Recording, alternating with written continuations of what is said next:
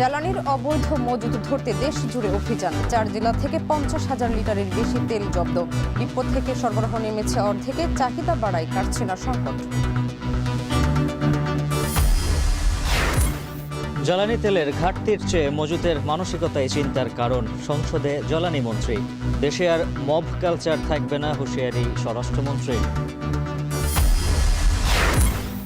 চালু হলো ক্রীড়া ভাতা, প্রত্যেকে মাসে পাবে 1 লাখ টাকা। 4 মাস পর পর মূল্যায়ন। পেশাদার খেলোয়াড়দের রাজনীতিতে সম্পৃক্ত না হওয়ার আহ্বান।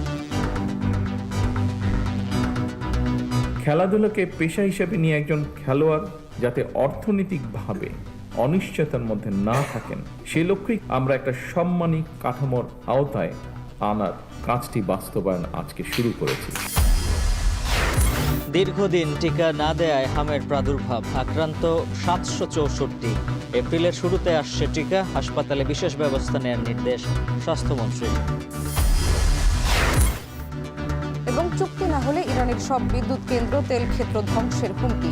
ট্রাম্পকে নিজ দেশের অস্থিরতায় নজর দিতে বললেন প্রেসিডেন্ট মাসুদ পেজেশকিয়ান।